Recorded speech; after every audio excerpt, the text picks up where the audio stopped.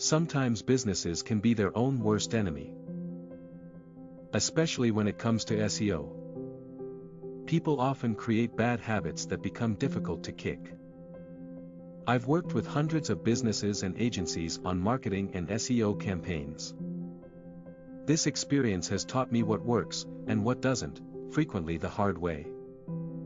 Today, I want to share some of the top mistakes that I see new online entrepreneurs make when it comes to SEO. Take note and learn from my mistakes. Why businesses face SEO self-sabotage. I've seen businesses put huge amounts of time and effort into SEO pushes only to end up discouraged because they don't see an improvement. They work with a bare-bones knowledge of SEO, but they don't invest the time to make a real, positive difference in their rankings. Plus, many businesses, and marketers, work using outdated SEO principles. This presents a huge advantage for you and I, who are willing to stay up to date. Without reliable knowledge, some efforts actually end up hurting instead of helping. I get it, learning a bunch of technical language about behind-the-scenes web work doesn't get most people as excited as creative planning and making sales. But if you really want to make a difference in your overall business strategy, you need to take the time to learn about effective SEO strategies. It's okay if you just learn a little at a time and implement as you go. While you may see some immediate results trending up, SEO takes time to make its impact through search engines. Business owners need to be patient in order to see successful results over the long run. As you work toward improving your SEO and implementing a strategy, let me share some of the most common mistakes I've noticed businesses make. 6 SEO mistakes to avoid. Get informed about these common SEO mistakes, so you can avoid them. 1. Following outdated information. While you think you've got a solid SEO plan in place, watch out for old standards and practices. These might hurt you and cause more work in the long run. Keep up with changes to search engine algorithms. While some strategies may have improved rankings in the past, they don't work as well anymore. Do you follow Google's blog and Twitter? Can you give a 30-second speech about the latest changes in SERPs? If not, you have work to do. Also, get all your clients onto Google My Business, especially local brick-and-mortar shops. On top of this, Google gives you the tools, for free, that you can use and learn from when it comes to improving rankings in search engines and keeping track of analytics and algorithms. These include Keyword Planner and Google Analytics. They want you to succeed in their network, so take advantage of their resources. 2. Overly wordy or lengthy content. More does not always equal better. I run into this problem frequently with new business owners.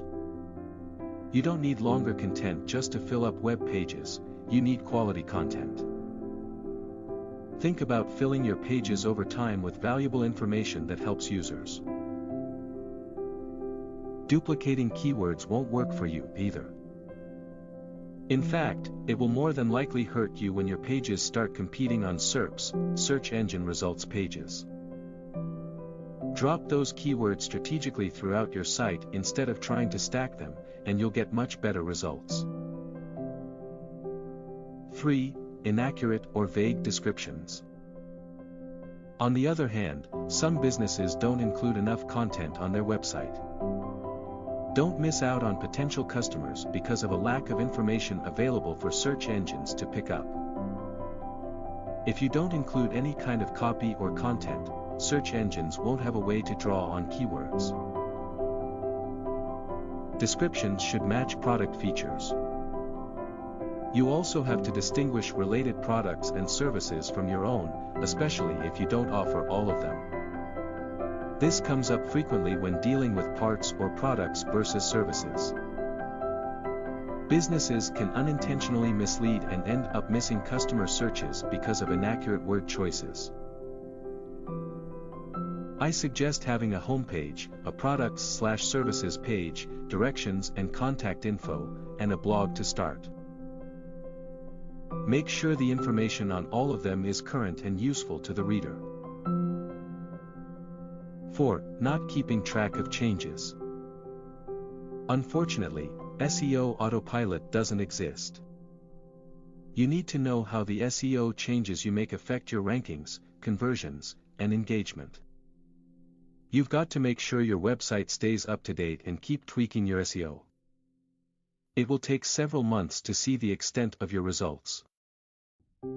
Don't give up and try to make quick changes that actually end up negatively influencing Google's rankings. For all of my marketing campaigns, I just change one thing at a time. Then, I wait a few days to see how it changes the results. I make decisions based on data, not intuition or impatience. I also use a spreadsheet to track all the tweaks and their direct results. In other words, you have to get nerdy if you want to succeed long-term. 5. Poor user experience. These days, ignoring the fact that users search from a variety of devices will cause detrimental results. Mobile browsers require a different experience than desktop browsers, and most people regularly search the internet from a phone. If you don't have a mobile interface, it will end up hurting your business. Potential customers will likely leave your site if it doesn't load within a few seconds. You can test your loading speeds with another Google tool, Google PageSpeed Insights. If it's slow, it could have to do with your web host service, broken links, or issues with your database. 6. Cater to local markets. Of course, you never want to neglect local markets. They can be one of your biggest assets. To implement some local SEO, be sure to include basic contact information, like your physical location, address, and phone number, in easy-to-read places. Register on Google Maps, second-party sites like Yelp, and any other local promotional resources, like local coupon apps. Use regional keywords throughout your website and in title tags. Build a loyal customer base with locals, and you'll have a reliable stream of customers who also recommend your business.